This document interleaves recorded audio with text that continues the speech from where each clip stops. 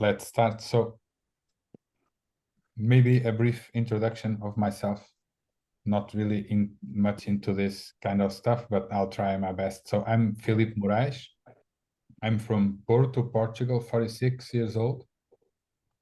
I work at the official school of tactical periodization. We'll get into that in a minute. I'm with education and project development here at the school, among some other stuff that has to be done. In this kind of organization, there's always a lot going on. So we take care not only of our department, if I may say so, but we take care of a lot more. Just like the player on the pitch, right? Sometimes you have to defend, sometimes you're scoring goals. Part of the team.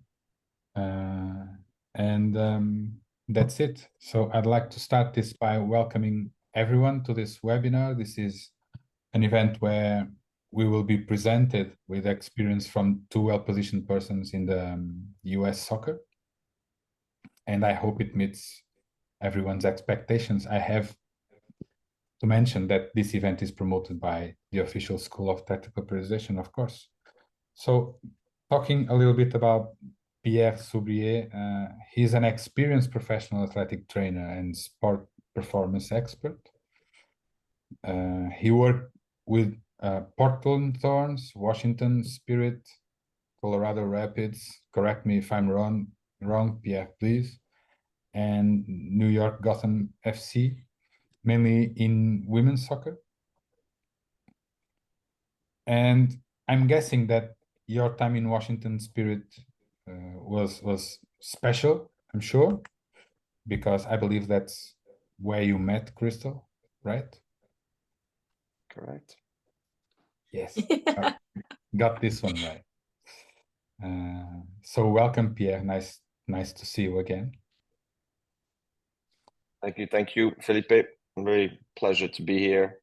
Share my experience through the school this year. I'm really excited about this conversation. Okay, Crystal. What to say? Well, a spectacular player with more than 150 matches for the US national team.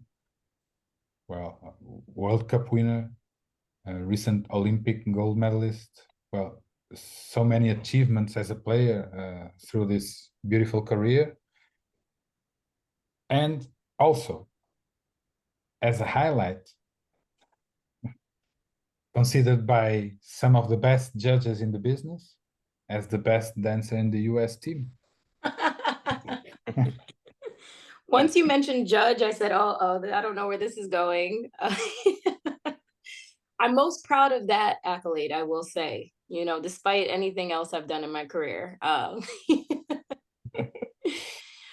But thank you so much for having me here. Honestly, I feel like I'm amongst all these, you know, professionals in the game. And I think, you know, my husband, Pierre, has spoken so highly of his experience, you know, learning from you all. And I just also want to say thank you for the work that you do. I think education is such a massive part of the game. I think there's a lot of people that want to make an impact in this sport. And I think you guys are doing all the right things to build up so many amazing people and to continue educating them on, you know, what it takes to be, you know, a really impactful role model in this sport. So I really appreciate you just inviting me here and wanting to have a conversation. It means a lot. Thank you. Thank you. It's a pleasure to meet you. Welcome, Crystal. So passing the ball to the participants, can you guys take the lead for 30 seconds and tell us what you think tactical position is? What do you have in mind? Have you ever heard of it? Not at all. What idea do you have that tactical position is?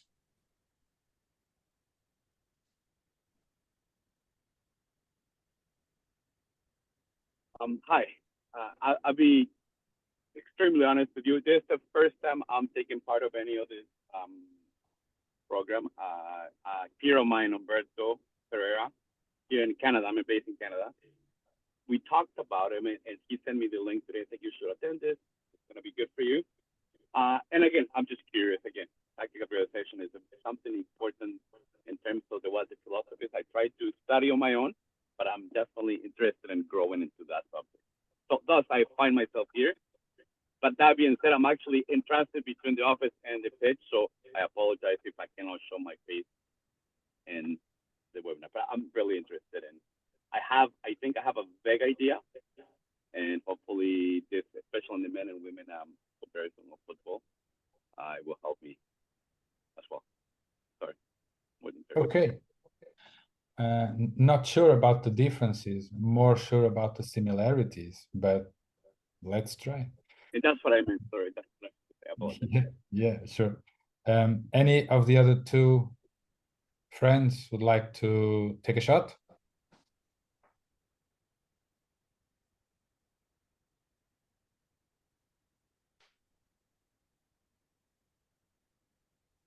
That's okay.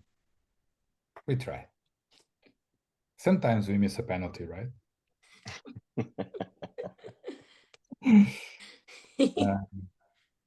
So the main idea is talking about education projects or educational opportunities when we talk to the ones that are trying to be soccer coaches or already soccer coaches trying to educate themselves in something that they don't know very much about, and they want to enrich their possibilities, which is mainly what this is all about, the ability to choose, the opportunity to choose.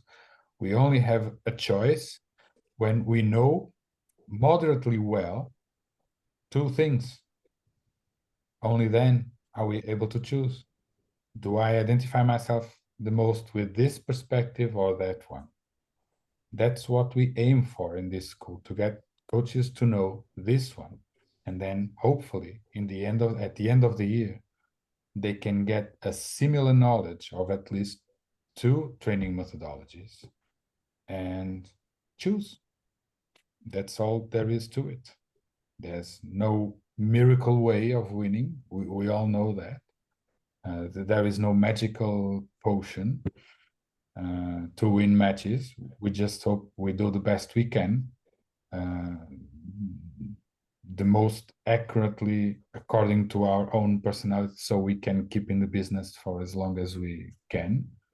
Otherwise, the masks will fall off eventually, and we can be a little bit happier on the way, on the path. So that's what we aim for. And how cool would it be if there was a way to conduct a training process throughout a season, for instance, with playing the game as the base of work, having the players always fresh for every match of the season, and at the same time being able to develop all the dimensions of the game, the tactical, technical, physical, psychological, emotional, through a collective environment. How cool would that be? Or is it possible? We think it is. And some coaches around the world think it is.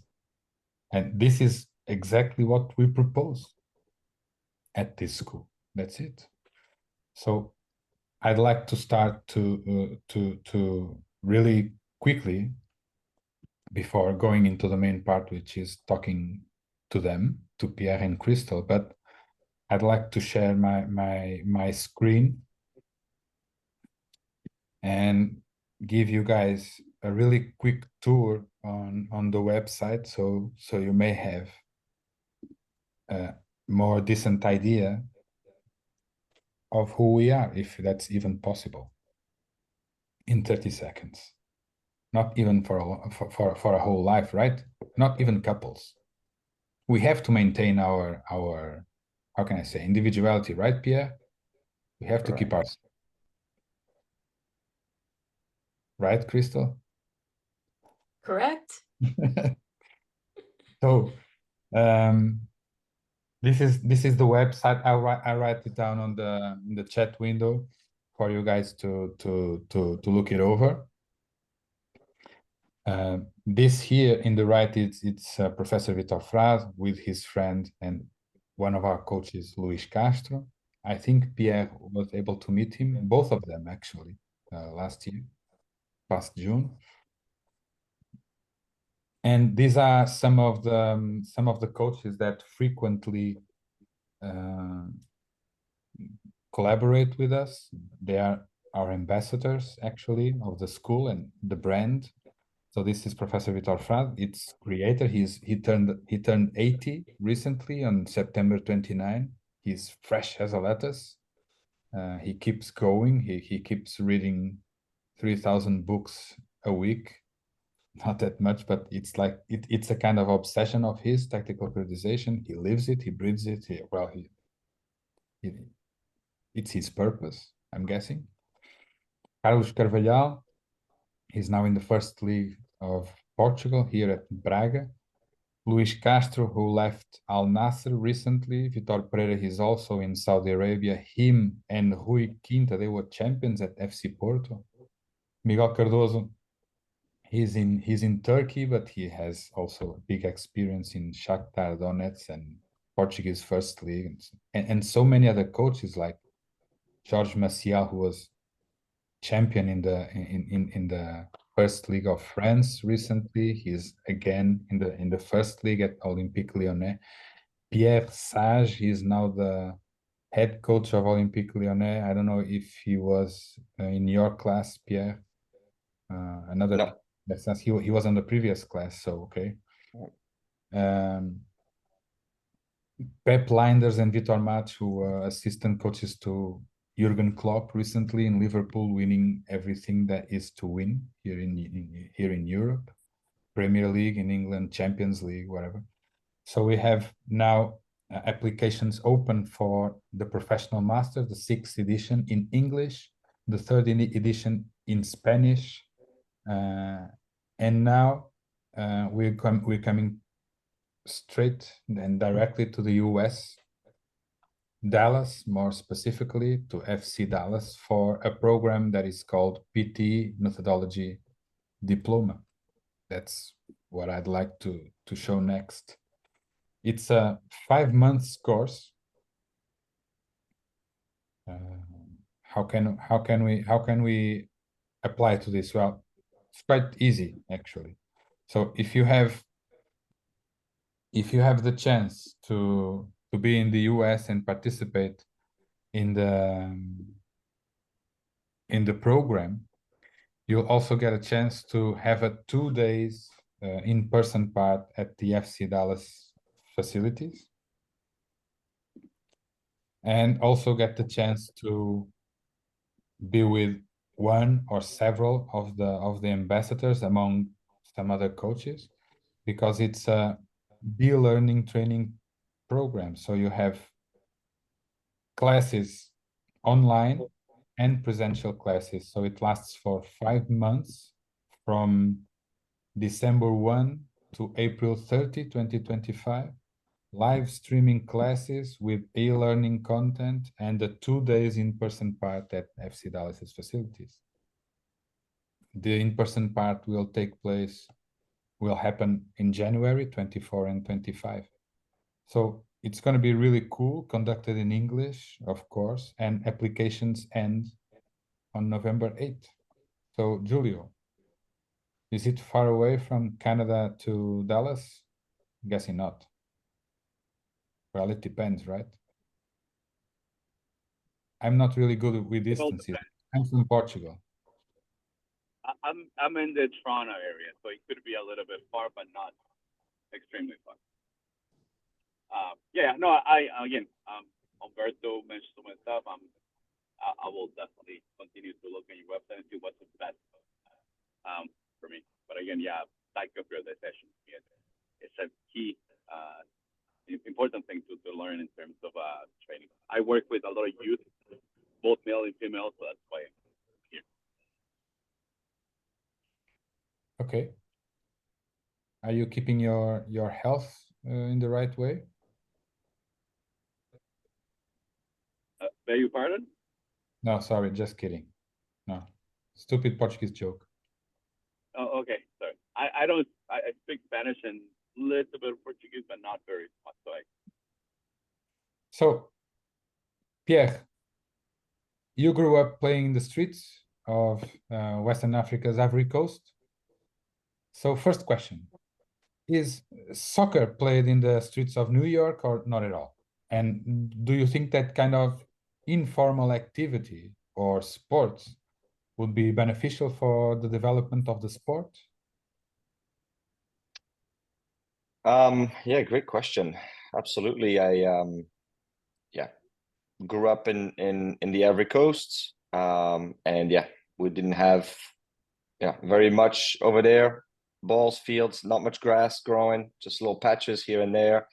And I think, one of the piece that we talk about throughout the year in the Masters is, this connectivity, this connection to the origins, the roots, the variety of the way the game looks. And, it feels like maybe over time, that's kind of maybe lost some of its sense, or purpose in letting kids play in the most raw environment possible.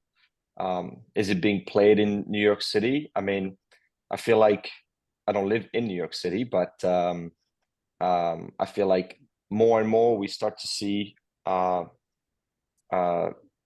new developments of, mini pitches, soccer pitches, whether they're concrete or clay or whatever. And maybe there is a drawback to getting the kids back out of the house and away from their media devices and back out to play. For the growth of the game, I think it's invaluable. I think as coaches around the world, this is something that we should always have in the back of the mind. Training and development isn't always about the tactics boards and X's and O's. A lot of it happens naturally. And we talk a lot about this in the school. That oftentimes, less is more from a coach, and giving a more natural, environment and letting the players express themselves is a key component to that. So I think, this aspect of street football in its most raw form is kind of at the core and essence of what we should be thinking about when we think about, development and growth of the game and accessibility, specifically in the US, where everything now is, there's money attached to it, there's fees and registration, and this sport has been the most popular sport in the world only because the simple reason that it's accessible to everybody. You just need two cans and a ball and off you go. And we're just we've moved away from that. And I think being conscious of that as coaches in the future is going to be key to making sure we don't lose that essence. I think so too. Also to keep the kids moving, right? There seems to be this big elephant called screens, right? For the kids, that keep them sitting in their couches, and it's becoming more and more concerning, I guess. Did you have a chance to play in the streets, Crystal, as a kid? Yes. I was definitely still part of the generation where parents did not want their kids inside the house too long. So I was, a tomboy running around with, kids in the streets and riding my bike. And, to me, that was normal. Like, you didn't really play inside the house until it got really cold or it was dark out. And so I think, to Pierre's point, for me, I can't speak about the rest of the world because I think all I know is being an American. And I do feel like when we bring it all back to soccer specifically in the US, it hasn't been a sport that's been accessible to especially minorities and also people that don't have all the funds to be able to invest in their children to play this sport. So just a little bit about me is, you know, how I even got into soccer, my parents are from Queens, New York. So they're from the city. They didn't have organized sports. They moved me and my brother out to Long Island, which is where I was introduced to soccer for the very first time. And it was only because we lived in the suburbs, there was grass fields, was I able to be given that opportunity to play the sport. And so I was very fortunate that my parents did also have the funds to be able to keep me in organized sports, in club soccer. And so that's not the reality for most kids. And so I think there is this big elephant in the room of, oh, you know, why are we attracting kind of the same type of players, or why are we attracting, you know, why is the sport in soccer not as diverse as it is globally? And I think partially is that reason that it is so expensive to play in the US. It's not accessible to everybody. There aren't safe spaces for people to also play the sport in the cities. And so until we kind of really attack that and change that, I think the cycle of soccer is still going to continue down the road that it's been going.